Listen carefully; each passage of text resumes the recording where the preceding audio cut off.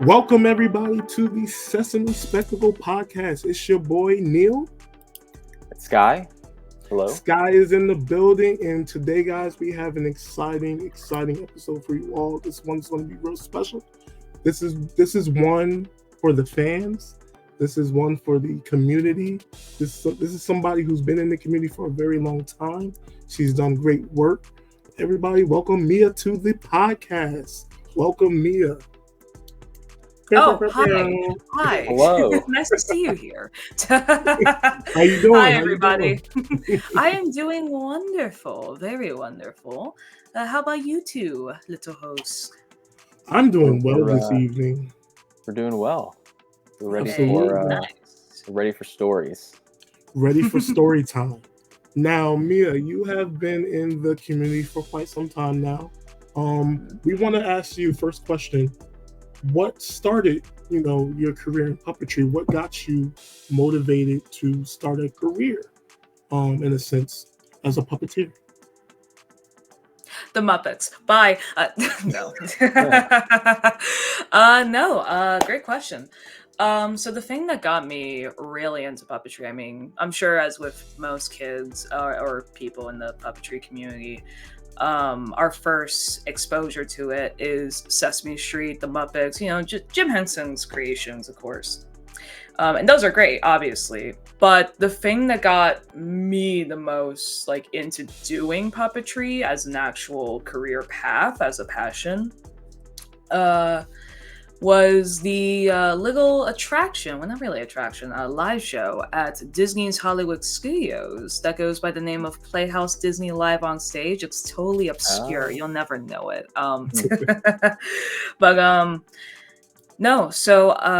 We went on our first Disney trip sometime in the mid-2000s, and that was one of the shows we went to see, because we went to Hollywood Studios and Magic Kingdom.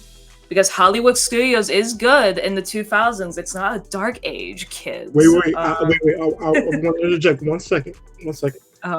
Technically, you went to MGM Studios. That is true. Yes, that was the back golden. when That was the golden. It's a golden part right there. That was back when it was called MGM. That's right. Oh wow. But no, yeah. When I went there as a kid, we went straight to Playhouse Disney Live on Stage because my mom knew that would be at least, if anything was going to amuse me over there, it was going to be Playhouse Disney, because I grew up on Playhouse Disney. Not as much as Nick Jr., but that sadly did not have a puppet live show. I know, sad times.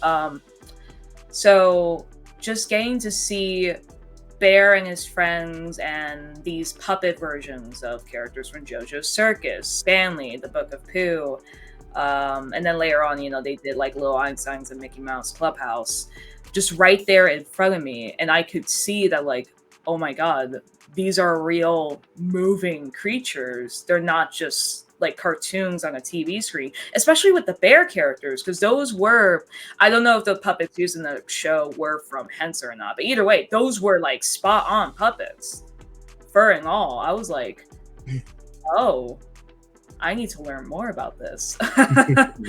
And so as time went on, I just continued to, as I got older, just study up on the medium and whatnot, using a lot of footage from Sesame Street and The Muppet Show and other shows like Between the Lions, Book of Pooh, Blues Room, Whimsy's House, to just study up on puppetry and whatnot. And yeah, that's how I got into puppetry. Now pay up. When did you start to get into it, professionally or semi-professionally? Or what was the first project that you worked on that sort of gave you the feeling okay, I'm really getting into it now, I'm really getting there? Oh, that is a very good question. Well, the thing about puppetry is that kind of feeling can pop up at any given moment. You could be doing a puppet show at for local birthday parties or local play centers. You could be working on a TV show, or if you're lucky enough, a movie, or even doing a little little web show thing on like YouTube, right? Because that's Right. something we could do now. So in my life at least, in terms of when I felt I could professionally do this, that would have to be in ooh, that's a really deep question. Oh my god. Oh, I'm going to say about sometime in late 2017. I don't know exactly when this was. But for context, if you're not in the Sesame hemisphere, or if you just don't know about it, because I don't think it's a thing anymore, Matt Vogel used to do little live streams on Facebook called Below the Frame. Oh yeah, Just yeah. basically Yeah. like taking you behind the scenes on Sesame Street, Mhm. talking about the Muppet performers' lives, and sometimes wiggling a worm for like 5 seconds. Uh, and in one of those episodes he announced there was going to be a puppetry workshop, which, if you don't know, Sesame and the Henson people overall, it looks like, or I'll say Muppets. I don't want to because I know Henson can be be associated with like anything beyond puppetry nowadays, but at least the Muppet people, they very rarely hold opened workshops. This was one of those times where it was like an open call sort of workshop. I was like, oh, this is a thing I could really audition for? Okay. So I sent in an audition like video. There were like requirements and whatnot. Thinking I wasn't gonna make it in because it was honestly pretty crappy. And then I get email back a few weeks later being like, oh, hey, you've been selected out of 130 people to come join this workshop. I'm like, oh, okay. And so once that workshop commenced, I actually think, I know this is going up at a later date. I think at the time of us recording this, it's actually been like 6 years since that workshop even happened. Wow. So that's Oh, crazy. wow. But no. So when I went to that workshop, I was expecting it to be like a very small group of people, nothing too big. It was like 30 people, like everyone who was super into puppetry, who some of whom had been doing it for like a living. Like I know Paul Lewis was there. He did Jelly Bean Jungle that aired on like some PBS stations. Who else was there? So my friend, a lot of whom are now my friends. Sebastiano, who used to do like puppetry content on YouTube. There were even like people from international Sesame branches there too, which was like crazy. Like someone who did one of the lead characters on Sim Per, I think it's called. And Kelly, who does Elmo on the Brazilian version, whose pronunciation is escaping me. I am so sorry.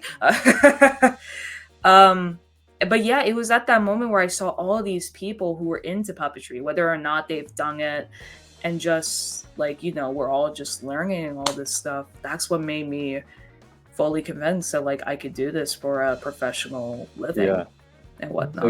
So you're there and you're amongst all these other performers. I'm sure a lot of whom you recognize from Sesame. What were you looking forward to the most? Like, what was in your head? Like, what was the thing you wanted to? What were you looking forward to? I mean, just learning how to do manga or puppetry, I think, was the biggest thing, because I've been told for years that it's kind of literally how we're filming this now, in fact, because I'm looking at the screen and it is not a reverse image. It's completely inverted, and that's how we normally do it in puppetry. Oh my god, I have one of my... You know what? Do I have a puppet here that I can, like, demonstrate for the viewers? Let me see here. Where is... Okay, we'll use her. Live demonstration, folks. Live demonstration. We're going to be using one of my characters, who is clearly named Pinky. Hello. Okay. So the way it works in puppetry, it looks a little weird right now because we normally don't have the puppeteers' heads obviously showing. But to explain somewhat, I guess in depth, the rights are our lefts and our lefts are the rights and whatnot. So it's all like kind of inverted. It's a little tricky at first, but once you get to know it a little bit, get comfortable with it, it becomes a lot more easier. Gosh. It does. Yeah. So Yeah, so that was fun getting to learn that, and then also just getting to obviously meet all these like Muppet performers who I've grown up with multiple shows, obviously Sesame, but even stuff like, like Bear in the Big Blue House, Between the Lions, Blues Room. It's fun getting to meet Matt, Maury, who else was there?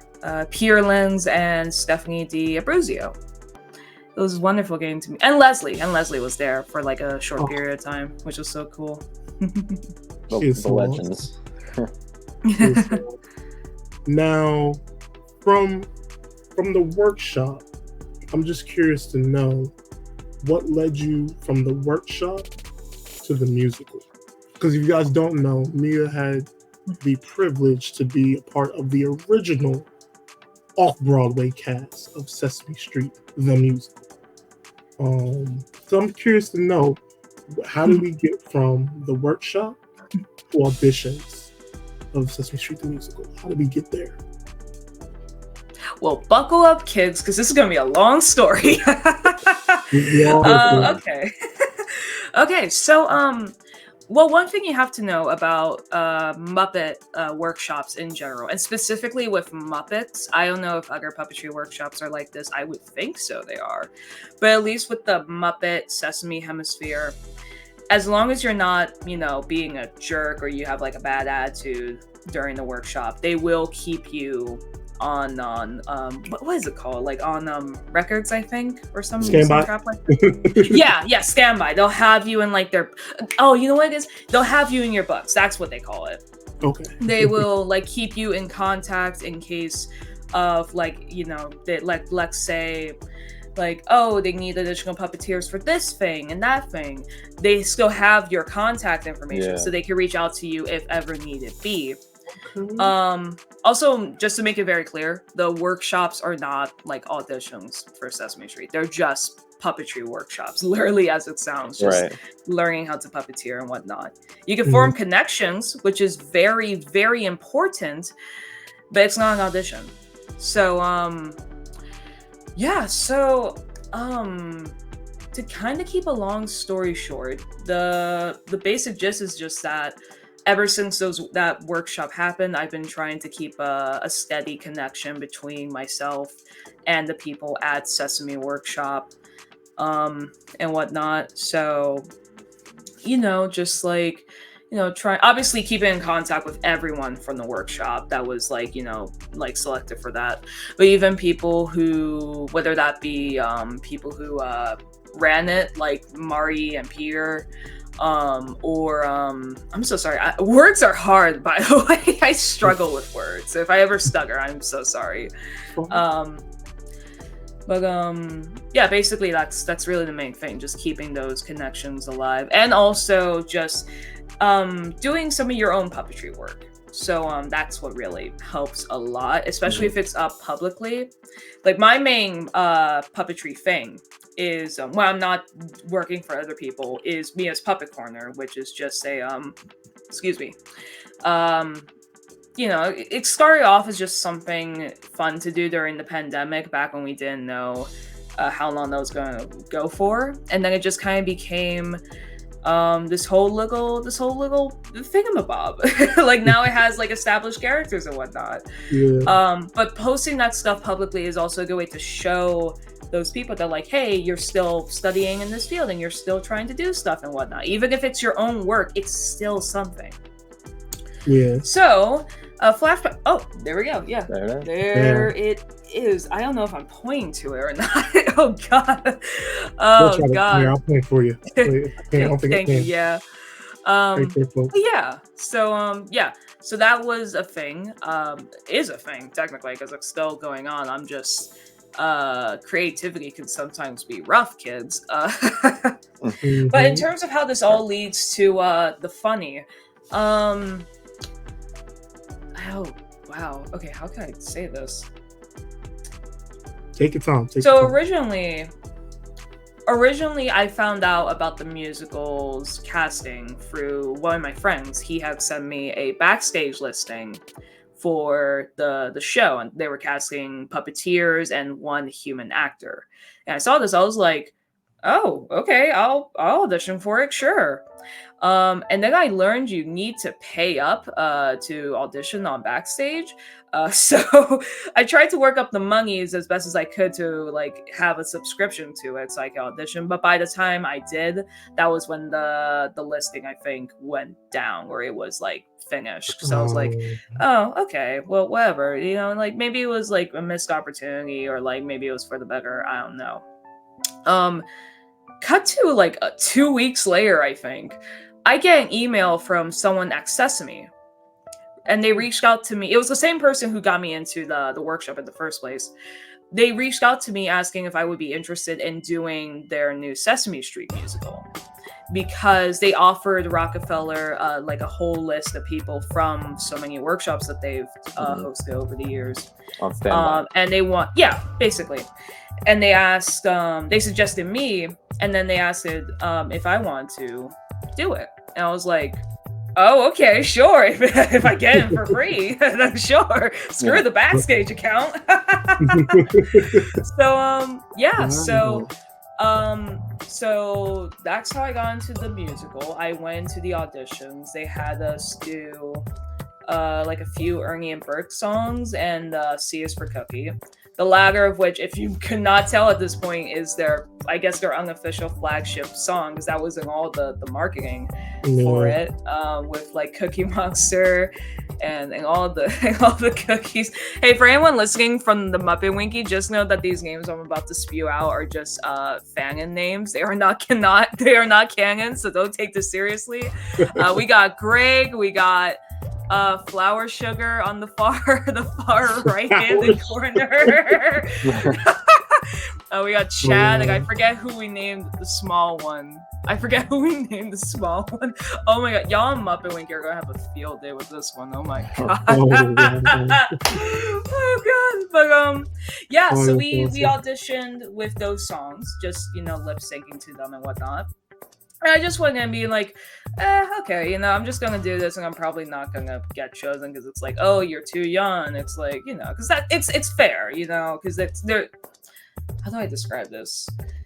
I am the youngest of the cast. I am like in my early 20s right now. And at the time I auditioned for the show, I was at like, what was that? I think I was 19, I think. So I was fairly young. So I didn't know if they wanted more like older people or experienced people to join in. But then cut to like next week, I get an email confirming I've made it in. So yeah. And that's how I got to Sesame Street the musical. Wow. You can avoid backstage, kids. Networking works, kids. Okay. Yeah, if you have the network, it really does. Yeah. In other words, take advantage of workshops when they miraculously show up. Everything. If you meet somebody, treat them with kindness, because you never know what can happen. Mm-hmm. So what was smarter, stronger, kinder, so on here. All right. What was your first day on? Your first day. Not even so much on the job, but just your first day meeting everyone who you were going to be working with, and just getting into it. Okay. Well, first day getting to meet everyone. Well, I will say one of the people who was on the show, both runs, was someone who not only is one of my dearest friends, close to my heart, but he was also part of the Sesame workshop I did all those years ago. So we like saw each other, and that was like so amazing, because it was just this like, yeah, like you got chosen for this, or you're auditioning for this moment, and it was just like, it's like a reuniting moment. So that was fantastic. Yeah, full circle. Yeah, and as for everyone else, meeting everyone else, I mean, and this is with like anything in life. Hey, there they are! Hey, there's everybody! Oh my god. Yo, Sesame Musical fam, Yaniv, Mateo, Dustin, Anthony. Anthony came in the second run. Yes, the second run. Mecca, Genevieve, Rebecca, Joe. And I know they're not pictured here because this was the second run, not the first. Josh and Chris and Steven. There we go. All my Sesame Musical fam. I love y'all so much. Y'all, these people are freaking amazing. I'm sure I'll talk about it much later, but yeah, they like it's scary. It's scary getting to meet new people, especially if you're not familiar with like anyone else in the group. Yeah. But once like I really got to know them individually and just like feel them all out, I mean they're all Yeah. It must so just be a great. good crew, you know. It must just be like such a, because it's a small group. So Oh, yeah. it must be really close. Oh yeah, absolutely. Yeah, like we became such a tightly knitted group. Like even nowadays, like a lot of us still keep in touch, you know, for other like future projects and whatnot, which is fantastic. Yeah, they are an amazing group of people, and that's something you need for a show like this, because yes, the voices are pre-recorded, yes, but at the end of the day, it's still puppetry. So, and the whole purpose of like, or the whole thing that drives the Muppets alive, because that's what Sesame Street is. It's technically they're part of the Muppet family. There still needs to be a lot of chemistry going on over there. So even like body language stuff can help out a lot in bringing these characters to life and whatnot. So yeah, the fact that we all got along with each other and had great chemistry between each other really helped to help these wonderful little critters to life and whatnot. Were there any characters specifically you were looking forward to spending more time with than others? Ooh, that's a good question. I mean, I guess. Whoa, jump scare. I mean, in terms of ones that I was looking forward to being friends with, I guess Elmo and Abby originally I wanted to be super close friends with, because they are the centerpiece of Sesame. I know they don't appear super duper much in the musical as much as like you would think they would. I would even argue that Ernie and Bert appear the most throughout the entire musical out of all of our characters. But that's a punch into Elmo the face of Sesame Street Live. Oh yeah. Oh, I love that. Oh, that's such a good everything. Song. That's oh my god, such a beautiful picture right there. Yeah, originally Elmo and Abby I was hoping to be close friends with. And I will say this too.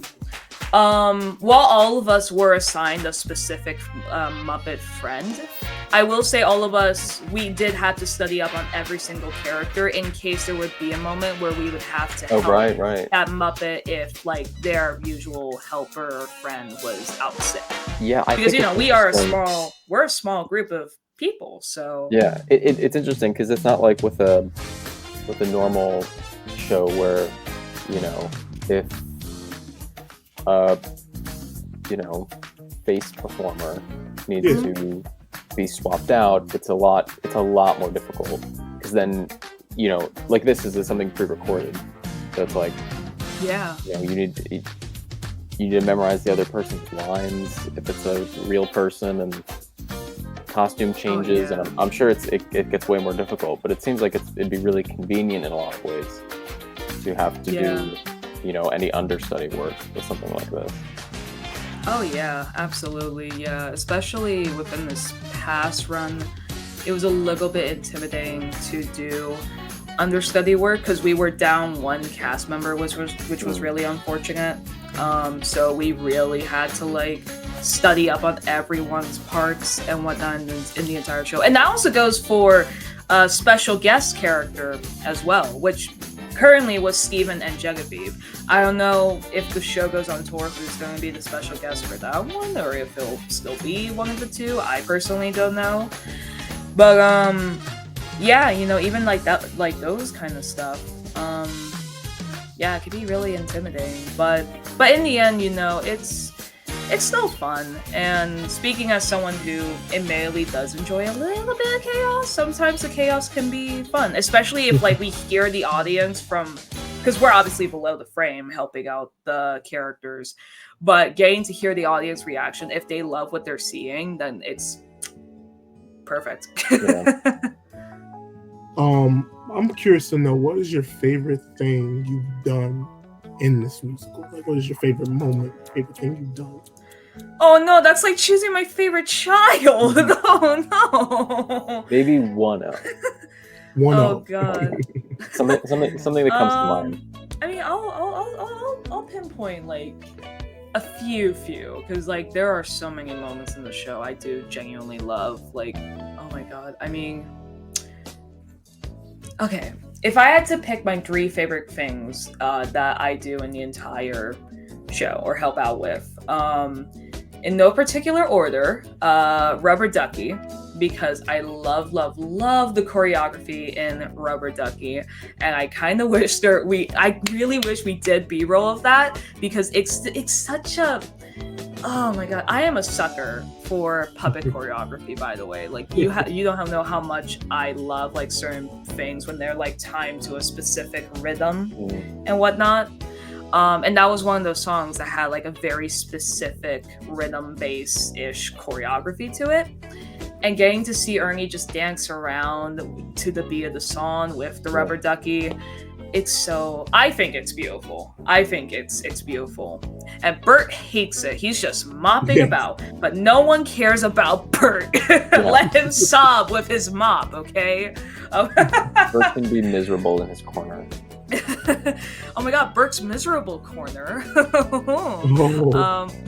Although not in this show. Oh yeah, and there we go. That's the other one that I really like. He's doing a little better. But I Like You. Oh yeah, But I Like You. I will say this too. But I Like You is my favorite. It has my favorite musical arrangement exclusively for the Sesame Musical. It was so good to hear it again. Oh yeah, because it's with the new performance. Yeah, it's so Eric and Pierre. Yeah. Yeah, the last time I think I've heard that song performed was back in 2013 when Billy Burkett and Eric Jacobson played it for Sesame Street Live. Yeah, and that version was a little bit more upbeat. It was a little bit more upbeat. Oh yeah. Well, this one was more true to the original for sure. Oh yeah. And just the amount of classic songs in here was so refreshing. Oh yeah. This show was very heavily like classic song based, which was really really nice. I think the only songs in there that were okay, well, let me phrase it like this. The only song in there that was like new that at least I know of, because Elmo's Got the Moves. I think we're at this point where we can consider that classic or nostalgic now. But the only one in there that I didn't know was a Sesame original in any sort of way was Belly Breathe. I thought that was a song that was made exclusively for the musical. And then I go on Muppet Wiki and I find out, no, it's a song. It was just performed in an insert. I'm like, okay. Yeah. Sure. I like it. But were there originals? I wasn't able to. Yes, there are 3 original songs. Okay. We have Wearing a Musical. That's the opening song. And by the way, for people wondering, yes, Elmo is in that musical number. It's just in the footage we shot that day of the playbill. That was before Elmo was added back into the song. It's okay, he's in it. And what I uploaded the other day, ladies and gentlemen, was from previews, which explains why you don't hear him for 20 minutes. Yeah. So originally, I could talk a little bit about that. So the reason why Elmo was not originally in that opening number was because they wanted to do a build up to like Elmo's big debut, which is Elmo's Got the Moves. There was this whole, they literally shot a whole song that was like a parody of some musical number that is escaping my brain. I'm sorry, I'm not a theater person, guys. I'm sorry. I'm just here for the puppets. I don't know what half of the things they were referencing in the venue. I'm sorry. I don't know what Once Upon a Mattress is. I just want it because Rosita's on there. But they wanted to do like a big lead up, like, oh, Elmo has his own like special introductory number. Can you guess who he is? And then during previews, it was very obvious that kids wanted to see Elmo right away, which is totally fair. I mean, Elmo is, they're trying to like obviously push Cookie as the mascot of the show, which is admittedly funny because he doesn't really interact much with the main plot, but he is the main mascot. But I mean, Elmo and Abby they're the main characters of Sesame Street nowadays. So I personally think they made the right move of including Elmo into the opening. So yeah, and that's how it's been. They didn't want to deal with a failed situation. So much backlash. So much. I gotta ask though, Yes. What happened to Big Bird? Oh, he where got is he? stuck on the subway. He got stuck on the Oh, I subway, figured guys. Oh my god. Yeah, I mean, the thing to remember with this kind of show is that this is really. I'll break the illusion for a second. This is the first real time that the Sesame Street Muppets, the actual Muppets, not the walkarounds, the Muppets are placed into this theatrical live setting. Yeah. And with a character like Big Bird, it is, I can confirm, the stage between where us puppeteers are, where the characters are, and where the audience is, and that like wall separating all of us, it is very small. And there is no way that Big Bird as a full puppet, there's no way that could fit on our stage. Yeah, I kind of figured logistically he might be. I mean, he's a big bird, so. You know. He's a big bird. He's a big bird. For Broadway. Yeah, I mean, I guess the only other way I could think they could have made it work was just maybe having his head and a wing pop out. Like, it'd be weird, but like a little live hand-esque for a puppet. That's how I would have done it personally. But I understand why at first, especially with how the first run was done, with the way they did it. I can understand why they didn't do that, which is totally fair. Tell us about this shot here. Hi, Fuzzy Funk. What's up, Fuzzy Funk? Long time no see. I love these guys. Oh my god, Fuzzy Funk. You are so much fun to help out with. You're also heavy. Fuzzy Funk was so huge. Oh yeah, they're big. They're massive. Yeah.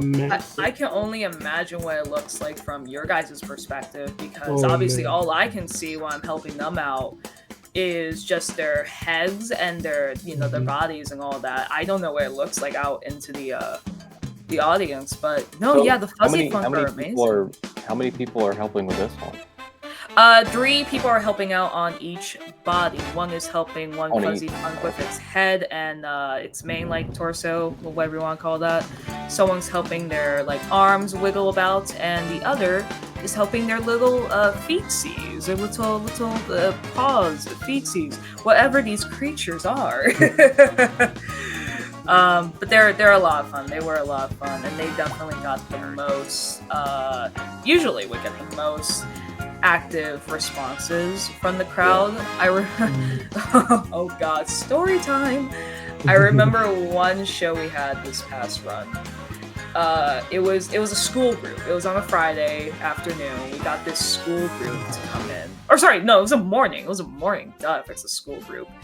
And the kids, I mean, it's a school group, so this should be expected, but they were so wild. They were so riled up. So the whole show, they were just yelling and screaming, all that. And obviously, we're all trying to keep our laughter to ourselves from below the frame to keep that, obviously not distract our friends and to also keep the illusion alive.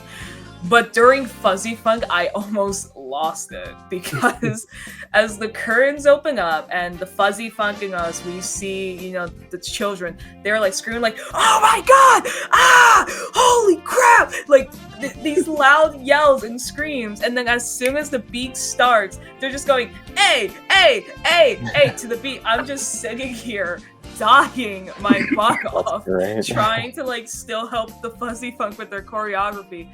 That was probably the best show, or probably the best audience we've ever had. That just gotta get you guys pumped up just hearing that, hearing those voices. If I remember correctly, that was also the same group who confused Rosita for Abby Kadabi. Good job, kids. Wait, they used to confuse Rosita for Zoe. What? Rosita can't get a break. Even Barry, at one point, had to go, "Hola, Rosita!" It was just so funny. Okay, Rosita. It was hilarious. Speaking of Rosita, how did you guys meet?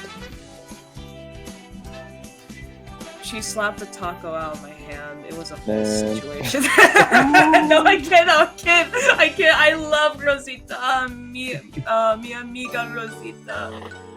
She is my best Sesame friend for life. Oh my god. I could go on for days talking about her. Well, I mean, in terms of how we met, while all of us, again, we were all required to study up on all of the Muppets just in case of the Thursday stuff. Mhm. The director did have like certain ideas in mind of who he wanted certain people to help out with. And with me, he wanted me to help out Rosita.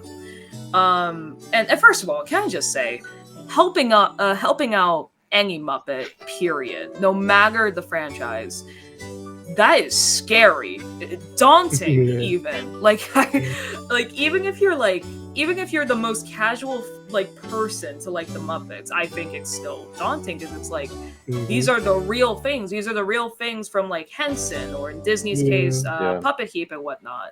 You know, they're not fakes. They're not even third parties. Like real deal stuff. Mhm. So obviously, I'm like shaking. I'm like, oh, okay, yeah, I'll help out Rosita. And I'm just so nervous. And we do. I should also say this: the first 2 days were like a typical puppetry workshop, just without the manga, because obviously it's a live show. And we were all trained by the Tyler Bunch, who is so freaking incredible, so sweet, so Yeah. nice. He is an amazing man. And I'm so happy we did have him on our show as our trainer, and I would say puppet captain, because I think that helps for all of us to make sure we are familiar with those characters and whatnot. But yeah, so first we did some counting, which is typical in any puppetry workshop. I was told to do it in Spanish because in Spanish, there's more syllables than just like doing 1, 2, 3. In Spanish, it's like uno, dos, tres, cuatro. Like there's a lot of like syllables with that. Yeah. And I just winged it. I had obviously, I still puppeteered and or helped her in the way I normally would help out any puppet character, right? But I just kind of winged it in the sense of like how how would she move? How does she react to this and that and all that sort of stuff. And then the next day, we were all, I don't know if this is for everyone, but I know a lot of us, we did like basic singing lip sync practice with each of the Muppets, with the exception of Barry, because Barry is obviously, he was the only live character, so he got his own like full little dedicated section of just practicing improv. But with Rosita, the funny thing was they had a set song for everyone to lip sync to, as each of the friends. Rosita was the only one they had nothing for, so as they're like talking about like, oh, what song should she sing? I just go, do you guys know no matter what your language, no matter what your name? And the entire bunch is like, oh, that's perfect. Do you have that? And then like I forget who was running the audio, but they were like, oh shit, here's a YouTube rip. Literally just a YouTube rip. Who was that from? Marshall Grover, I think. I have no idea. But so I helped Rosita with technically lip syncing or singing. I don't know what it would be called in this case. But help her sing the song, and everyone in the room was just left like not flabbergasted, but like oh, amazed. There we go, amazed. See, words are hard. They were left amazed. They were like, oh wow, okay, wow, she got it. And then even Tyler Bunch was like, wow, that was good. I'm shocked you even remember that obscure song. That's true. Well, I guess the Rosita version at least is like, it doesn't really get as much airplay like nowadays, so that's probably what he might have meant. I have no idea. But she has a version outside of the live show? Yeah, on Sesame Street. She performed it during it's on the YouTube channel, by the way. No matter what your language, from I have no idea what season, but it was like 96 she sang it, I think. But the only that was version basically I've ever heard was Louise' version. Wow, that's interesting. Yeah, but yeah, so ever since then, I became, friends with Rosita. in terms of the main thing that made me really close to Rosita, just in general though, I'll try on this lightly because it is like a very personal topic, obviously, to me. But late 2022 was not a good, or 2022 in general, but especially those last few months was not a great period of time for me. I was going through a lot of stuff in my own personal life, mentally. I was not feeling good. And the Sesame Musical was kind of my scapegoat because I get to go to that for like an hour or more just to like wiggle dollies for like a few hours and whatnot. And then that was when, I got really attached to Rosita, and as I was continuing to study and just later on just flat out watch just for fun Rosita episodes and sketches and even talk show appearances, I learned just how expressive and emotional Rosita really is, and I love it. I love that so much about her. She's very...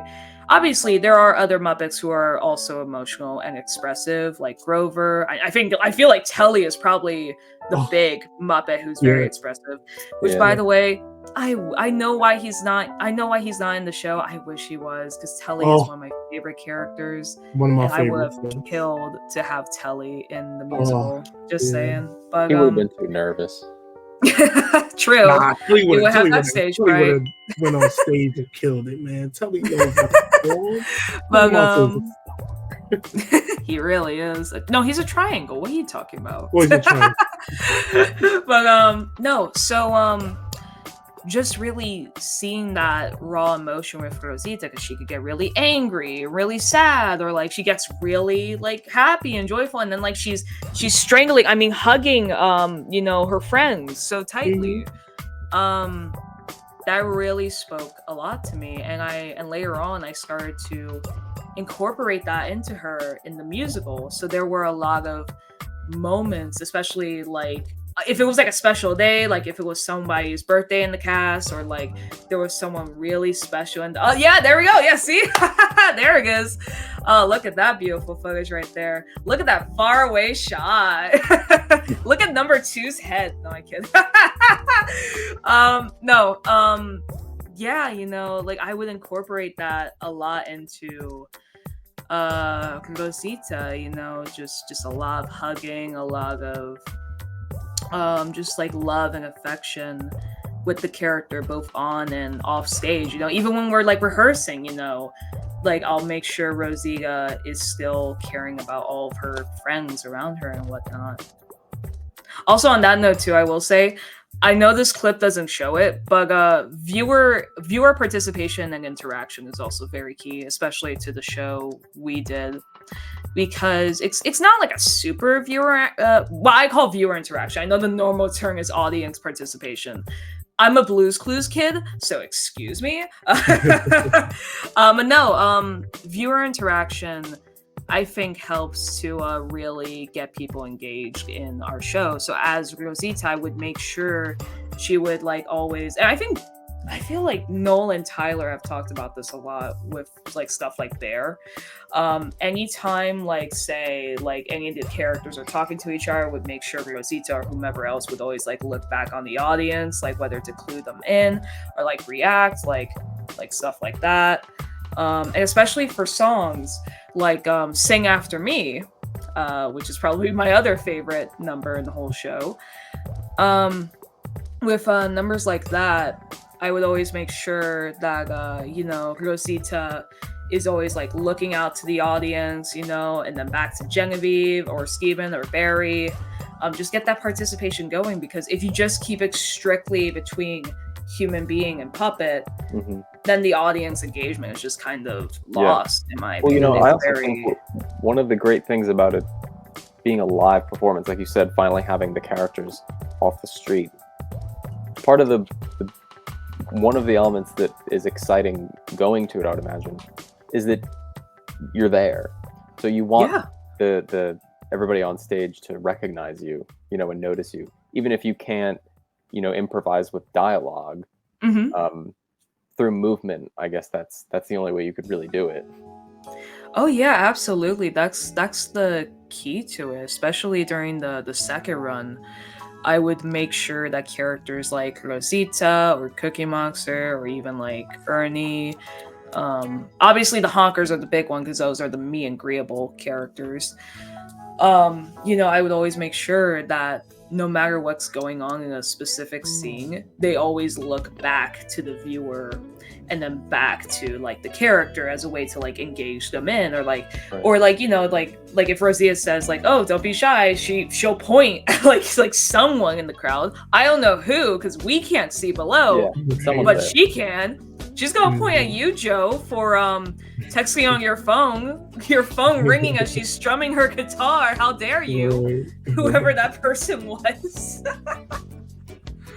Oh my gosh. But no, yeah, that's how me and Rosita got super duper tight, and I would say we're still pretty tight after the show ended, or my time, because I know there's apparently a tour happening, or like a new version of the tour happening, but I'm personally not a part of that, so I don't know what's going on with that. But yeah, me and Rosita are pretty tight. I would imagine getting to, like you described, choosing that song and everybody, meeting all the characters for the first time. I imagine there's such a great like sense of responsibility doing it, and I would imagine a lot of people would quickly get like too overwhelmed, or they would sort of break while they're working, because I would imagine if I was in that situation I might, because I would just be so overwhelmed. It just feels like that would just be so much responsibility. Oh yeah, 100%. I guess you kind of have to just act like you've done it a million times. Yeah, I mean, especially during this past run, because our friends were basically the same Muppets that we used the last time, they do experience, and because they are technically treated a little bit differently than how the actual, like, the main Muppets on the TV show are. Right. There were a few moments where it was kind of like, oh, we gotta make sure this is not gonna like mess up the puppet. Which I know the outside is more of like the worry, because if they look bad on the outside, then that's not good at all. On the inside, it's like, that sucks, but it could be worse, I guess. But we've had a few moments, but thankfully I can confirm between these past two runs, there was not a single time where any of our Muppet friends were hurt or they got destroyed. they were perfectly Well, that's fine. good. That's really good. Because I've seen some quite literal things happen on the live show, and feathers get lost. Sorry, SeaWorld Grover. Sorry you lost your foot, buddy. Sorry, Zoe, you lost your foot by kicking it up in the air. Sorry about that. Oh, Zoe, that's right. I thought it was Grover. Oh my god, it's been so long. Well, now that we're actually talking about walk around characters. I love walking around characters. I want to dive into a little bit of your knowledge of like the walk around characters. Do you have any experience meeting any of the walk around characters that you would like to share with us? Well, obviously, I have yet to work in that field. I've always wanted to since I was a kid. Not as much as like, just doing regular puppetry, but it would still be fun to do as a side thing. But no, I have gone to Sesame Place quite a number of times. We were season pass members from, I'm going to say 2013 to 2019. And then something happened in 2020, but who knows what happened in 2020. Just a little virus. But just a hiccup, just a cough. It doesn't matter, guys. Yeah. But no, yeah, I love the theme parks and live entertainment side of Sesame Street. And by the way, can I just say, whoever works at Sesame Place nowadays, especially the Philly location, especially in the costume characters department, sincerely, thank you. Because, oh my god, the energy, I will say, is very different compared to when I used to go to the parks. Because originally it was very hit or miss with the theme park characters and whether or not they would be filled with all this energy, or if it was just like that kind of stuff. So from the videos I've seen from people like you guys, by the way, which again, like, thank you so much for archiving this material, because this is like, oh my god, for people like me who are not able to like go to certain events hosted at these parks or are just bored, it's so much fun to look at. But no, yeah, like they are great. I'm loving what they're doing with the Sesame Place Philadelphia park lately. I love all these new upgrades and whatnot. I'm sad to see the little bush area that you see when you enter the park go, admittedly. But you know, I mean, if it's to make it look more, yeah. Oh, yeah, that. There we go. Yeah, those better go to good homes. My gosh. But no.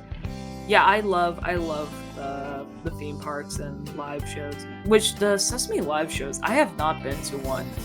Oh god, in years. I've never seen the Feld live shows. I'm sorry. I tried. You ain't missing none. You're right. They're great show. You ain't missing none. I tried last year when they were still touring the Make Your Magic show, I think, because that was around that time where like there was a rumor going about oh, Sesame Musical is going to replace Sesame Street Live, which, by the way, thank God. I mean this in the nicest way, but thank God that didn't. Thank God that did not happen, because that's very big shoes to fill for the kind of show we are. But I feel like it would have done, because honestly, as someone who worked on the live shows, I consistently got asked, "Where's Bernard? Where's Austin?" Oh yeah. I can't, and I have to give the corporate answer. Oh, they're just at home. They couldn't make it this time. The reality was they couldn't pay all these people to do all. Well, even though to break the magic, we all know most of these Muppet characters are voiced by the same person. So it's not about the money thing as far as why the characters weren't in it. It was more so we have to pay more performers to be these furry characters. So that's what it mainly was. That's why we didn't really see them.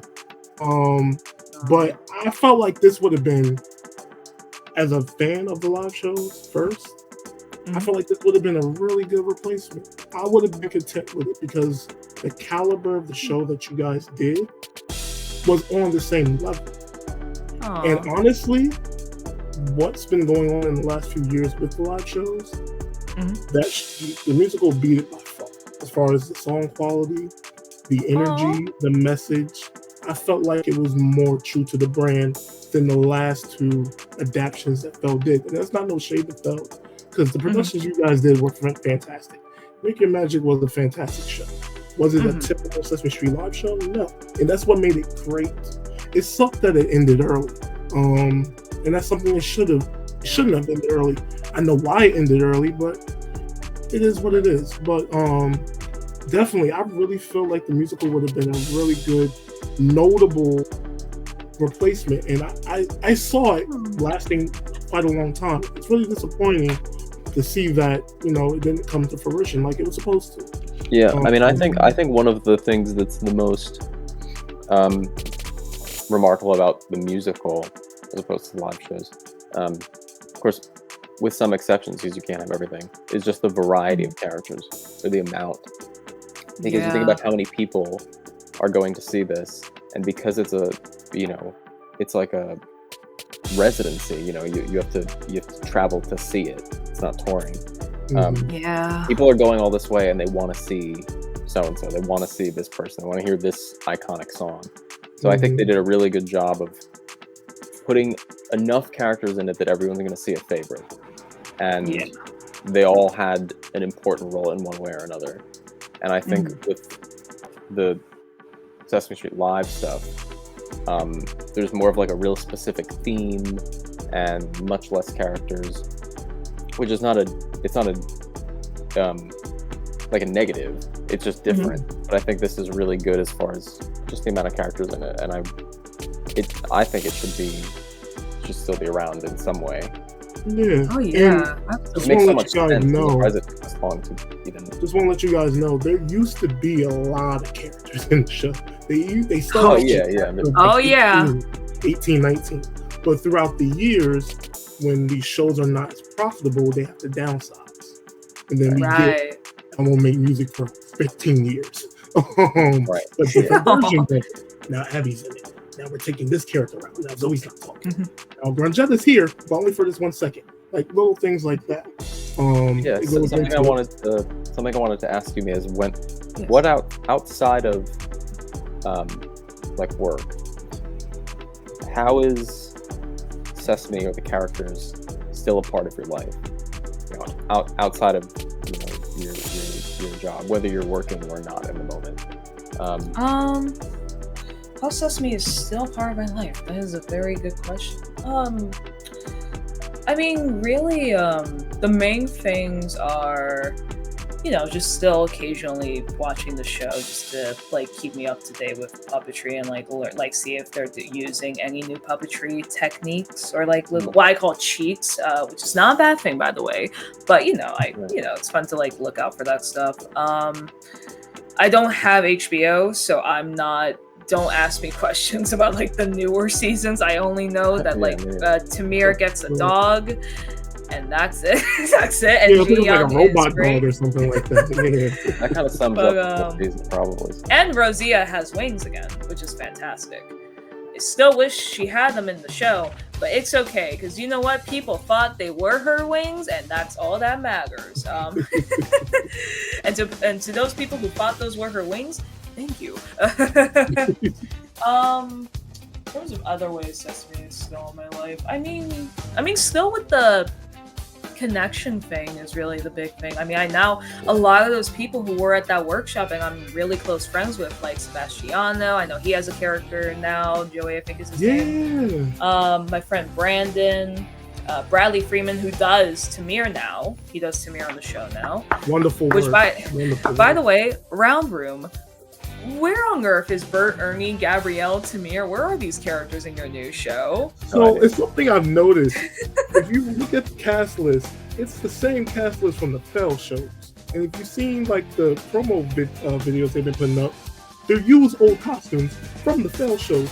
So I'm just putting two and two together that maybe they had to make do quickly, like a quick turnaround, and just utilize what they already had. Possibly, this is just theories. This isn't a Sesame Live theory. Yeah, but I think that's the only costume I guess they made newer was Tango, which is like, you could make her a puppet, whatever. No Tango hate over here. We love Tango. True, we love Tango. Dorothy first. Yes, but justice for Dorothy. Dorothy. But it's something I've noticed. I think they're reusing, which is not a bad thing, but I think they're reusing some of the older costumes, at least for the promo shots, which we can all tell. Well, I mean, Well, I know Animax is currently the main costume manufacturer for the Sesame Street walkarounds, at least here in the U.S. and a few territories. But so that everywhere now. Everywhere now. Mm-hmm. Oh, everywhere! Wow. Yeah, Singapore just got their Bert and Ernie, which is like, and they have an Oscar too, but they're using the V-Star box, which is like they're doing a Sesame Place thing. The Sesame Place thing, the same exact thing. They're using Grover's head, the same, but these. What were you saying, Scott? Wow. No, has Japan gotten them? I haven't noticed Japan. Oh yeah, has Japan gotten them? So I think that's they the used only the one V-Star part I've ones. noticed. They have not gotten it yet, and I don't think they're going to need them for a very long time. Their costumes are so clean and perfect. Yeah, they really take care of everything there. They're still using costumes. So interesting because I don't know if it's just. Well, I would assume it's accurate, but I don't think they have any animation, right? Because they're they don't move their mouse anymore. They stopped doing that. You can tell at the jaw, like it's fixed. It's not. I think they might have took the breaking the magic again. Guys, the way the mouse move up and down is a bicycle mechanism. Right. A bicycle, literally a bicycle rod is what they use. I think, from my knowledge, that the Japan costumes they just and you see some of the live shows and they don't move at all. So they don't move at all. Kind of like every other walk around character, but true. I guess I think they do that to make it like uniform, be the same. Uniform around. for their part. Yeah, it 'cause makes sense. The other characters don't talk either. It works. They look very good. Yeah, they look. But yeah, so just keeping those connections alive, Yeah. is a big thing. And also, that was the other thing I loved about this past run with Sesame, especially, which was getting to form a lot of new connections. Like, Sesame was definitely a lot more on top this time around. They were on top on both runs, obviously, because it is their IP at the end of the day. So anything that Rockefeller does, anything that we do with the characters, that all has to go through Sesame Workshop first and foremost. So, yeah. But we had like a lot of Sesame people came in. Like, I forget his name, but the person who created Julia or designed her, he's a fantastic person. Like, he is phenomenal. Oh my god. And you know, we've connected through like you know, so like, what is it, like Facebook, Instagram? I've lost track of these names. And you know, still keep no, not still keep in touch. What am I saying? Let's see, who are some other people I've met during this run and stayed in touch with? I know he's not a Sesame person, but John Cody was someone I finally met, which was really nice. He did some puppetry work for Nickelodeon and Puppet Heap, I think. I could be wrong. John, if I got that wrong, I'm so sorry. Let's see, damn, words are really hard. I did meet Leslie again and Noel McNeil during the second run. They didn't come to our show, but we as a group went to see one of Leslie's cabaret shows that she occasionally does, which are great, by the way. And Little Shop of Horrors, which was not too far off from where we perform. We went to go see and support them. And they knew us from the show, which was like, oh, okay, sure. So that was great to know. But I think the most wonderful, it's funny, I think this might be the first time I might publicly mention it on here. Oh my god, because I don't even think I've talked about this on my Instagram. My favorite connection I've made during this past run was with Rosita's main helper / friend, Carmen Osbar.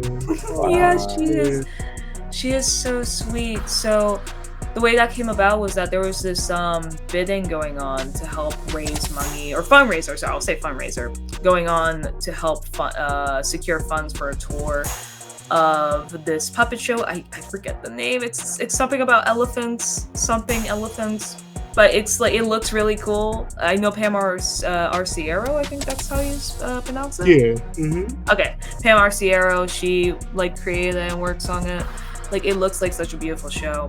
And one of the things you could get if you funded a certain amount of money, or bidded a certain amount of money, I guess, was having a one-on-one, like, little Zoom call with Carmen. I was like sitting here like, oh, okay. So I took that opportunity, and once like there was confirmation that I got, I was like, oh my god, so this is really a thing that's happening. And the Zoom call was supposed to last 15 minutes, but it just went on for like a whole hour and a half. Wow. And we just like sat there. We were just like talking about like both of our histories with puppetry. Right. And like what it's like to work on like her side of things with Sesame and Puzzle Place, what it's like, to work over here with the musical and like still being a young puppeteer. Like, it was just, it was so much fun and just so beautiful. I should also say, like, she knew who I was because most of the Sesame puppeteers were already given notes of like who we are, like in terms of working on the musical, because obviously you have to tell the original performers who's doing their characters on the show if they're the original performer. But yeah, it was just so, I'm like struggling on how to summarize it. It was amazing, and now we keep in touch. Now we keep in touch. I'll share something funny on my Instagram story, like a random post that just says like, what was it, like pizza or tacos, and then like she'll out of nowhere DM me being like tacos, and I'm just sitting here like, why did you send that? And then I'm like, oh, it's in response to that. She saw it. It's so cute, so funny. But that's really great. Yeah, that was the best thing about the second run. It's just getting to form so many new connections and keeping those remaining ones alive, So yeah. Now, I don't know if this is going backwards at all, but tell us about this. Oh, hey, Yaniv! It's your thing, buddy! Oh my god, give us that shout out. Yeah, that's Boyish Charms, which my friend Yaniv Frank, who was one of the puppeteers on our show, and a very close dear friend of mine, created. It was a short film created, I believe, for Yukon. And it's basically about like toxic masculinity, I believe. Oh god, how do I describe this? Oh no. Oh, I'm so sorry. Oh, words. No, yeah, it's a great little short film. Basically, the main character Kaz, that's the puppet in the orange little yeah, he's orange. He's having difficulty deciding whether or not he is truly a man or a boy, after these bullies bully him for losing I believe it's a dodgeball match. And so Brother Earth, like, he comes in, he teaches him and a few, what was the other? Oh, Sammy the hamster. About like, oh, here's how you really be a boy and whatnot. And then soon they all learn that the best way to be a boy is to just be yourself, and that you shouldn't listen to what others say about you or how you should be. It's a really great short film. I know it's being currently passed around a few film festivals, and yeah. So I was asked to work on that, doing some background puppetry work. So for this shot right there, oh, there you go. You can see right there, I am doing some right-handing for Brother Earth. I did the right-handing for all of the classroom scenes, which was a lot of fun. And it helped that me and Yaniv worked very closely during Sesame, because we would both help out each other. So whoever he was helping a Muppet, I would usually do the right hand, and whoever I was helping out in the show, he was usually my right hand, and like that sort of stuff. So we had a fantastic chemistry. And then I also got to do some backup puppetry, or background puppetry, I guess, work during the opening scene when they're in the gym with the dodgeball little shoot. There we go. Yeah. That was a lot of fun. And that's something I feel like I wish people would like kind of understand when it comes to puppetry, because it really does not matter what role you get. I think any role in puppetry is so much fun. Like, even just doing this kind of stuff where it's just quiet, silent, like sort of background puppets, or like doing right-handing. I love right-handing. It is one of my favorite things now to do in puppetry. It's a lot of fun, and there's still a lot of expression you can get out of doing that sort of stuff, just doing the right-handing, or like even just stuff in the background as it's going on. You get to like be very expressive with your character, and it could be like a whole story in the background. I mean, oh my god, it's so much fun. And so yeah, doing Boyish Charms was a lot of fun. And hopefully one day more people will get to see it, because I think it's a really good little short film. So yeah. Yeah, it looks amazing. I'm really looking forward to seeing it when it does come out. It really looks good. Well, I do have one more question, and then we'll let you out of here. I know we had you here for a while now. It's curious okay. to know. I'm really curious to know, what is your favorite Rosita song that she sings? Not just in the show, just in general.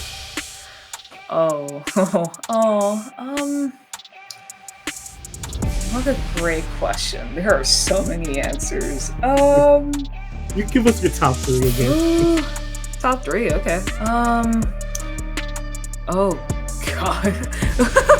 Oh man. First of all, can I just say, I wish there were more Rosita songs officially out there on audio and whatnot, because there are so many great ones that are sadly not available to like fully listen to on the audio. And there is a difference, by the way.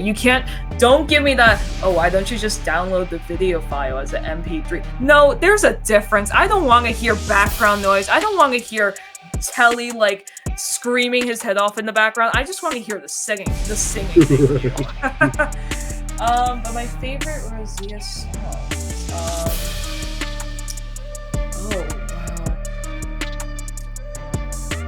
Okay, I don't even know if I have like a very specific top 3, but to name 3 off the top of my head, there's one song she sings in a season 28 episode or 27, which is called "You're Important to Me," where she sings to Telly how very important he means to her. Because we all know what that means in the Sesame lore. But no, she really likes him and all this stuff. And the whole episode is like hilarious because it's just Telly oblivious to Rosita's love for him. And he's focused on the tuba. But it's such a beautiful song the two of them sing together, and the composition is great. So there's one.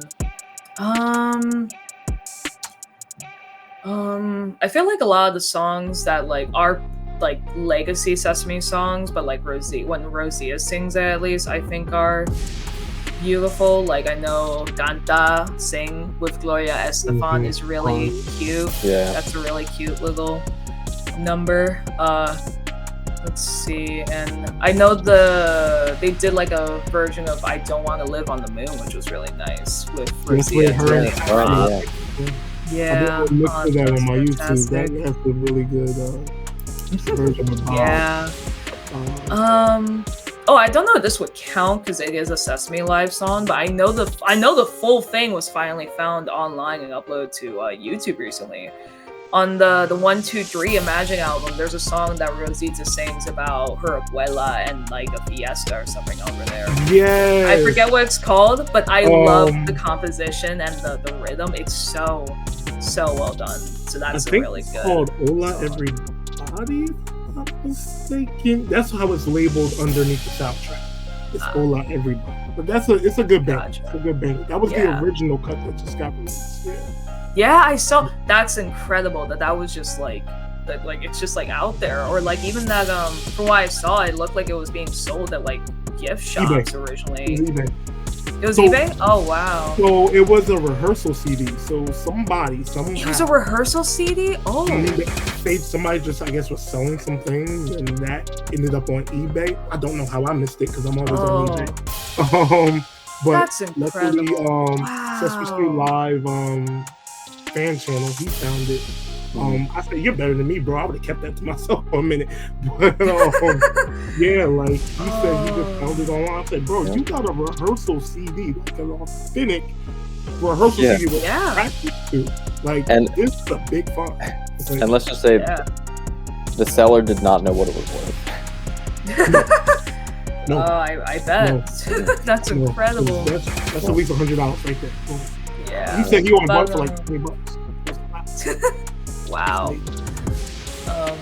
I guess my favorite Rosita song, I think it really is No Matter What Your Language.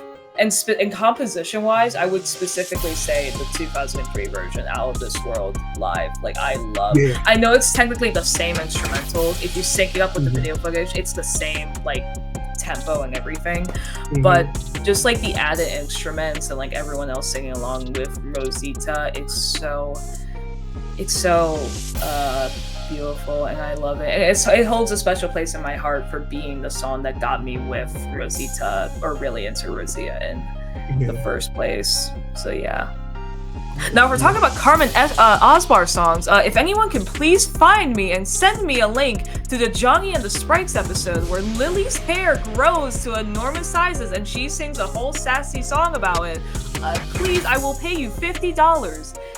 That's a joke for legal reasons. I remember that episode. I was a huge Johnny and the Sprites fan, so I think I know what episode you're talking about. A case of lost media here. Oh yeah. So there's so much Johnny and Sprites stuff missing from Johnny and the Sprites was so great. I know. Yeah. That's as close as we're getting to some Rosita songs on official audio streaming, by the way, because I use like the songs for they're not the same character, I'm aware. They sound but similar. Also like they sound similar, they're not the same. Just like how Ginger is Abby Kadabi, but with a different shade of pink. This by the way, this is all with love, by the way. Like, I love these shows and all these characters, even if they share the exact same voice and even personality. Like, I know they are separate characters, so don't worry, don't hurt me. But no, yeah, it's great and whatnot. So yeah, I think those are my favorite Rosita songs. So yeah. Scott, you have any favorite Rosita songs? I'm just curious.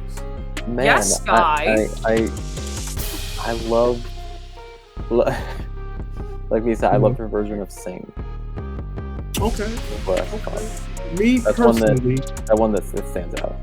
me personally, I'm a big fan of her Amigas from the When I Grew Up show.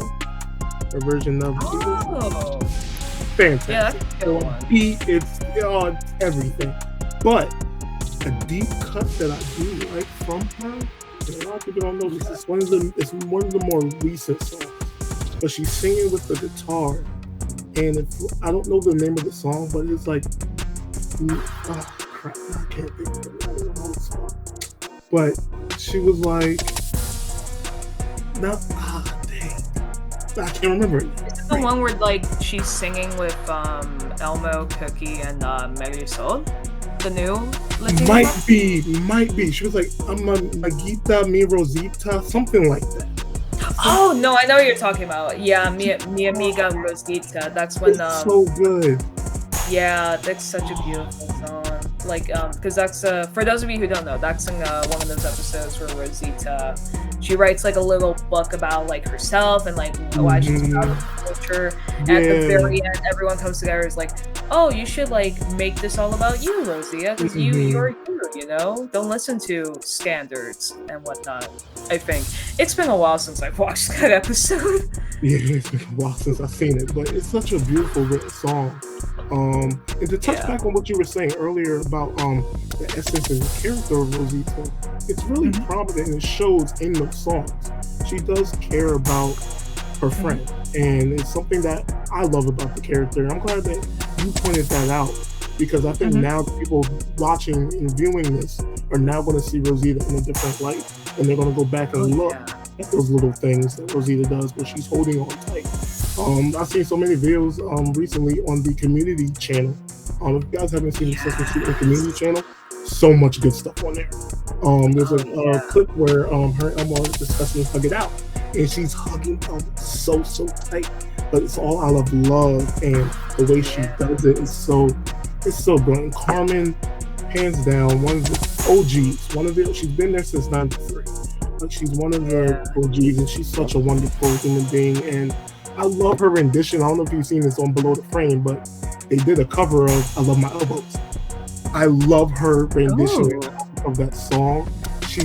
Jim Henson, probably just looking down, just clapping his hands, because the way she performed that song, it was so. We're huge Carmen fans over here. Huge. Oh yeah, 100% Carmen fan all the way and whatnot. All the way. We love you, Carmen. We do. We would love to have you on the podcast sometime. So anybody watching knows Carmen, you know what to do. Okay, Carmen. Could you imagine at this exact moment? No, I'll follow. And our surprise guest is, and I just pop her into the frame. Oh, what is this? Jake's Happy Nostalgia Show? No diss. I love them. I love them too. I love all my podcast peeps. God, do you have anything you want to add? Well, I mean, oh god.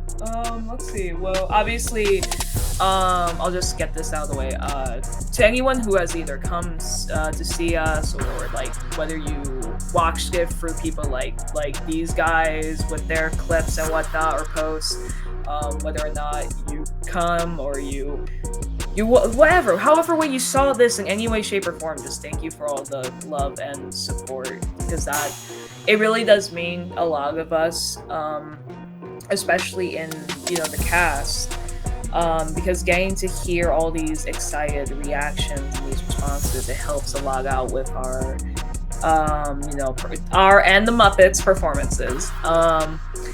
and it just makes the show a lot more fun to perform in. If you want to see more of what I do personally, my work, the main thing I do again is the Puppet Corner, Mia's Puppet Corner. Yes, I know it's a little bit of a crap. Oh, it's a crappy name. Listen, COVID was a different time. COVID was a very different time, everybody. Okay. But yeah, that's my main thing. I take my time with videos nowadays, so it's not like the TikTok era where I'm just pumping up stuff like this, because quality over quantity. Yeah, just figuring out what's the next video with Puppet Corner. I actually have no idea when this is going to be released, but I will say, at least at the time of this being filmed, I am trying to see if I can maybe move Puppet Corner content to some videos content site that I don't know if you heard of it, YouTube. Hopefully that will become a thing. I don't know. Yar har Fiddle DD, however the funny Lazy Town song goes. So you can follow me there on Instagram and TikTok. I rarely post on there anymore. I just repost random Sesame Street stuff, puppetry stuff my friends do. And then whenever someone mentions Pinky Dinky Doo, I'll just reshare it so everyone knows it exists. Justice for the Sesame Workshop Legendary series, okay? This was on Nog, everybody. If you guys don't know what this show is he said the thing. He said it. He said the thing. Oh my god. Yeah, such a good show though. Well, we will have all of your social media and stuff in the description for anyone who wants to keep up with. Yeah, please have all the social media stuff in the description. Oh wow, this is so weird. I'm not used. I'm still learning about this manga stuff with them. But hello. This is a very nice little podcast you got going on. Oh wow, look at little stupid microphone. But yeah, so you want to see more of this little idiot? You can go check out Mia's Puppet Corner on the Instagrams and the TikToks. So yeah, in terms of my own stuff, no, I don't know you. Get out. but yeah, I mean that's really the main gist of it. Just thank you for all the love, all the support, whether it's with Sesame, whether it's with Puppet Corner, whether it's with whatever else I've done that I don't remember because my memory is horrible. Thank you. Thank you to everyone at, since I'm on here, I'll just say it. Thank you to everyone at Sesame Workshop for giving me this opportunity in the first place, because this is a really special... Anytime you get to work with the Muppets through any means is a very special opportunity. So thank you to everyone over there. I love you, my Sesame Musical cast, if you are watching this. I love all y'alls. And yeah, thank you too for having me on. Oh god, it was like a jump scare. Y'all saw that? Like a jump scare. This is the tour, guys. This is exactly how the tour is. We will come for you in your sleep.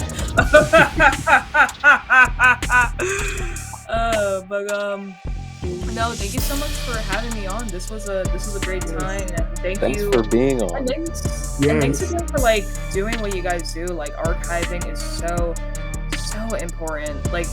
No matter what type of media it is, as long as it's not murder, by the way, or any sort of doing appropriate stuff. No, but archival is really important, and I'm so glad you guys have done that with the Sesame Musical, Sesame Place, the theme parks, the Feld and V-Star live shows. I get so excited every time I get my inbox just Sesame live show recorded in 1990 something. I'm like, oh, nani? So yeah, thank you for everything y'all do, and thanks for having me on. Oh, it was a pleasure having you on. Having you. You're welcome back anytime. We're going to be doing guest panels for certain subjects. So anything you're interested in, let us know. We'll let you know for sure. We'd love to have you back on. Yeah, definitely.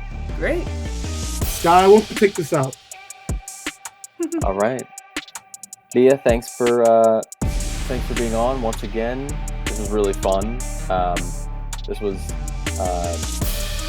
one of our longer episodes, and I think for the better, because these are some good Yes. stories in here. Ooh. So, Pushing 130, guys. Hour 30. oh yeah, yeah. One Hold for our breath hope. for 5 minutes and get no, but all right, that's all, guys. Thanks for tuning in again to Sesame Spectacle Podcast, and we'll see you guys in the next episode. See ya. Bye.